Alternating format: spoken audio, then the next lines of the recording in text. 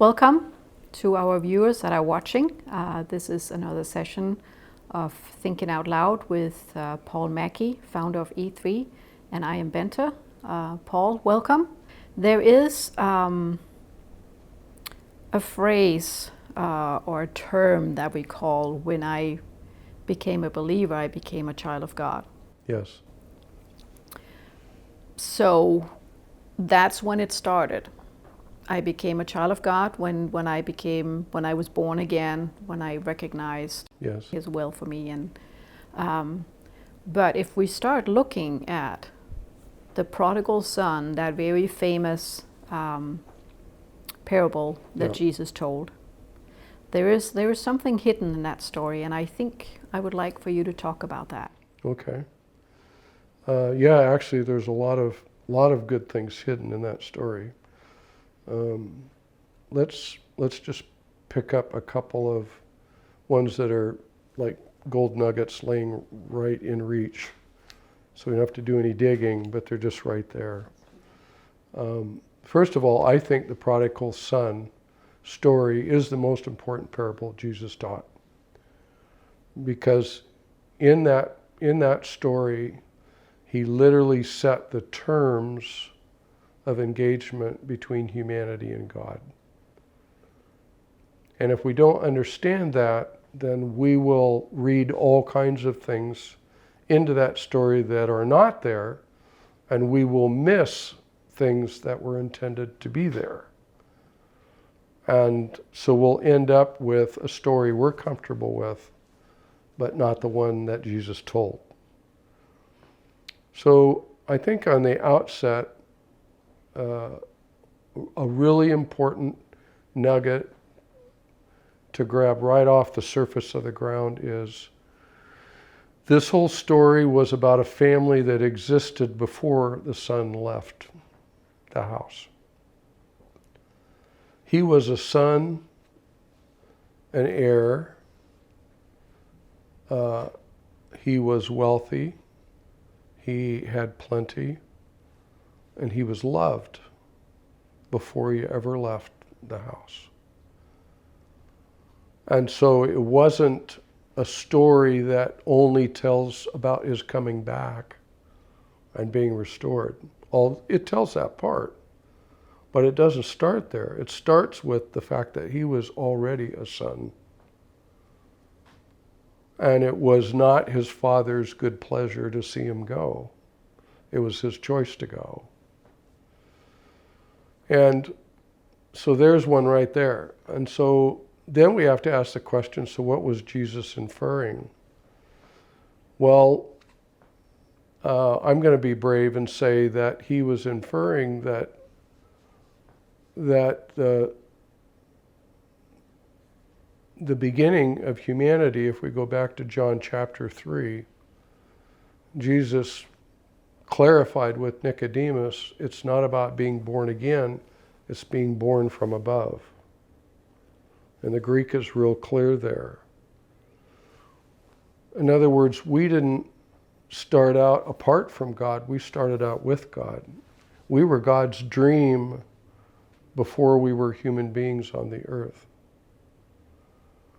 And that awakens a whole different understanding than, well, what's the whole process of coming home? Is it that I need to be saved? Well, what if I was never lost? Right? I mean, I lost touch with my dad, but my dad never lost touch with me. He knew where I was the whole time.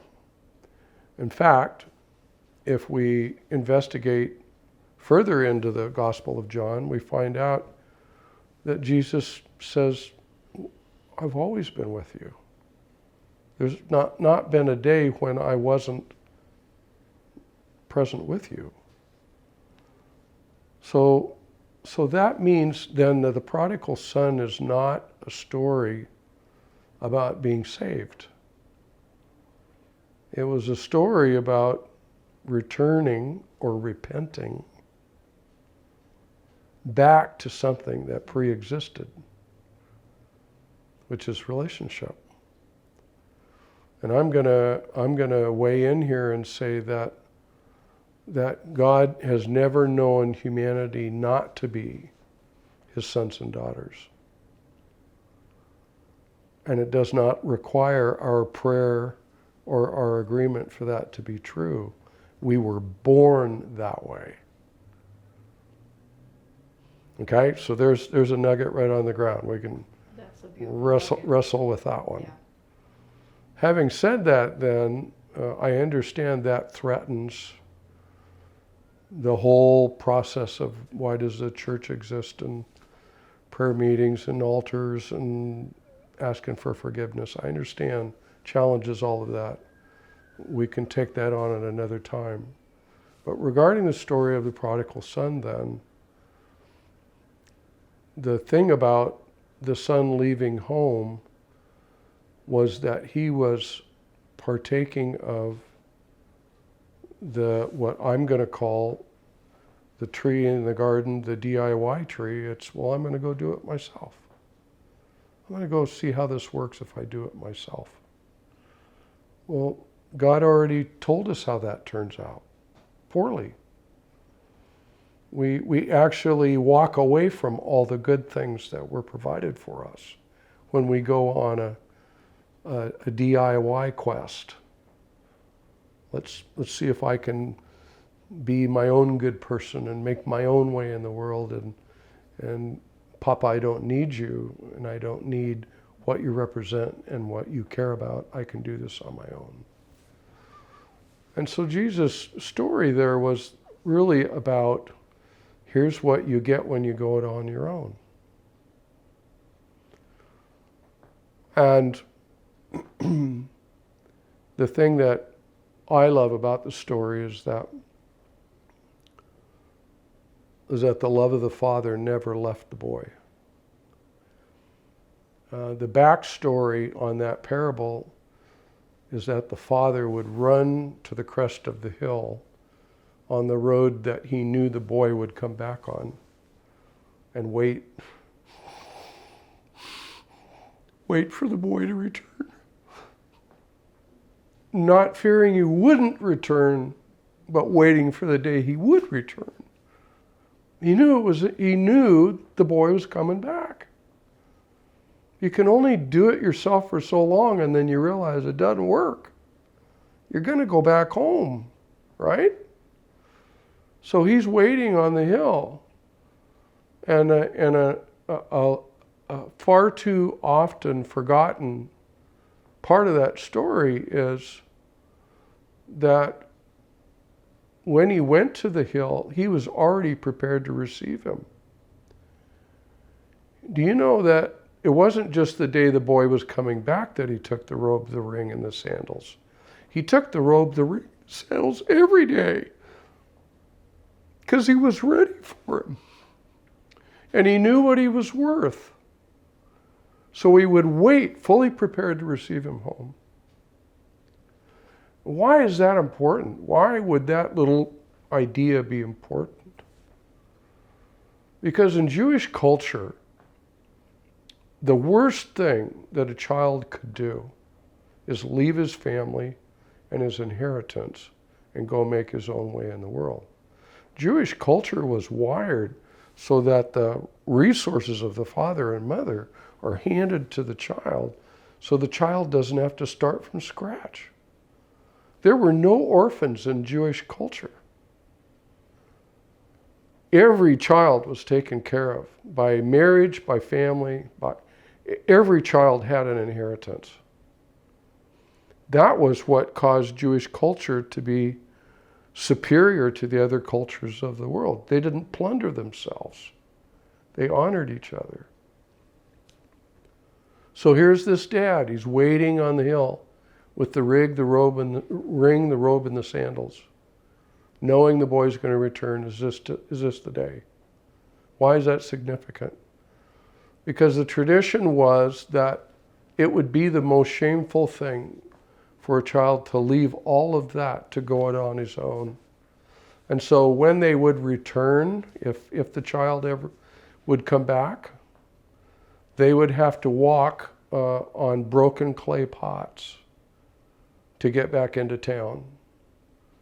And so there was bloodshed and pain in order for them to regain their initial status. The purpose of the father standing waiting with the robe, the ring, and the sandals was so the boy didn't have to walk on the broken pots. Because you see, in the real story, the blood's already been shed. That was the blood that Christ shed. So we don't have to walk the road of shame. That's already been taken care of and thought through. What God wants to know is, are you willing to come back and own who you really are? Who am I? You are the son of a wealthy man. And you have these sandals for your feet. You have this robe for your body. You have this ring of authority to conduct the business of the family. What are you doing living with the hogs? And that story to me shows me a side of God with humanity that I don't hear from many, if in any pulpit, hardly. And it allows me to see that God has me from the beginning. But the question is, do I know who I am as part of that family? Now, so that's another gold nugget laying right on the surface. What I love about this gold nugget is that if this is a true gospel, then coming to Jesus is not a walk of shame. No. Not at all. That's erased. It's taken erased. Away. It's taken care of, yeah. Yeah, it's a celebration home, actually. Yeah. You'll notice in the story, Jesus does not spend an hour rebuking the boy about his choices. There's no mention. And I think that's intentional. I think Jesus wanted the boy to feel his own choices, and that was enough. And actually, Jesus reflected that in the story. He told the story that the boy one day said, "What in the world am I doing here? Maybe I should at least just go home and maybe I could live in the servant's house." Right? That was his great day of return. Let's go be like a servant. And Dad's on the hill with the robe, the ring, and the sandals going, "Not a chance. You're more than a servant. You're a son. You've always been a son."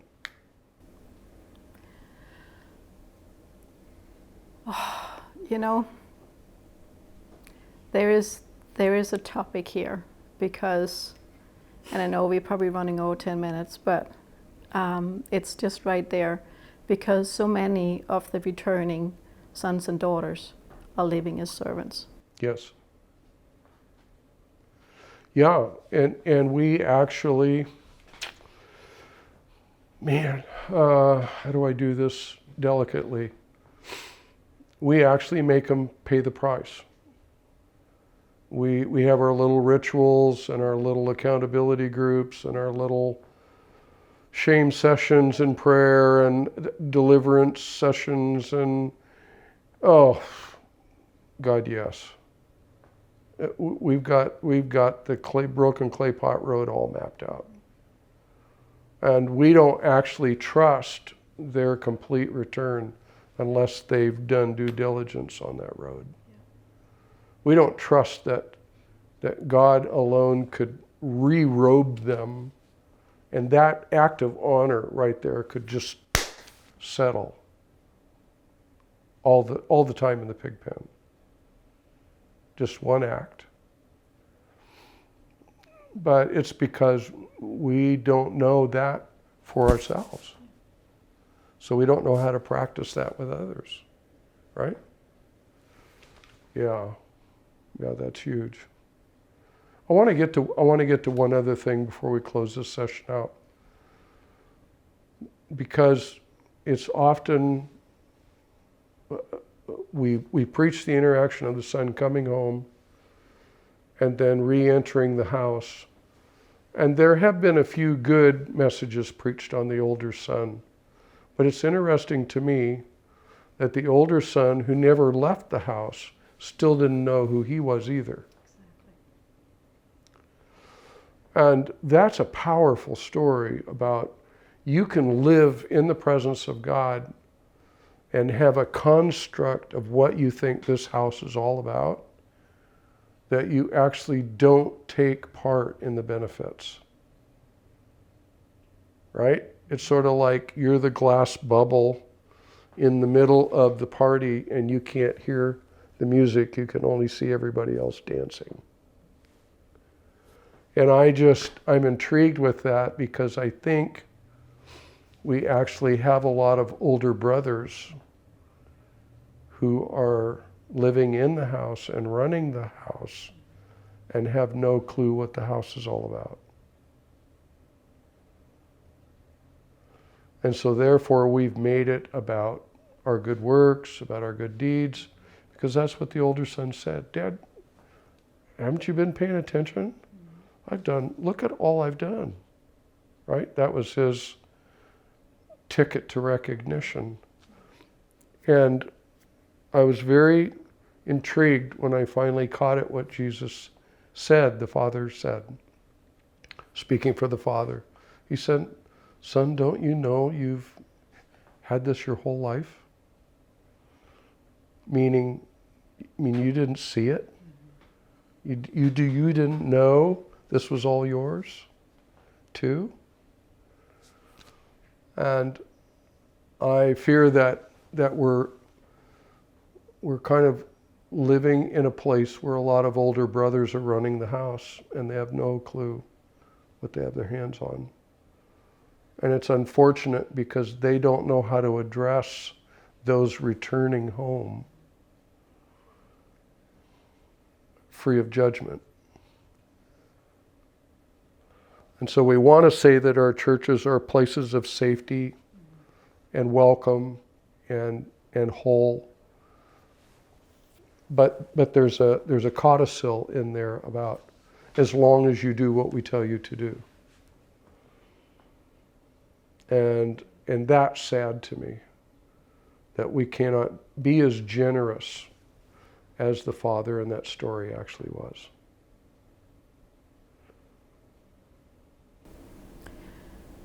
I think this is a good place to end this. Okay. Thank you, Paul. You're very welcome. Thank you. Very welcome.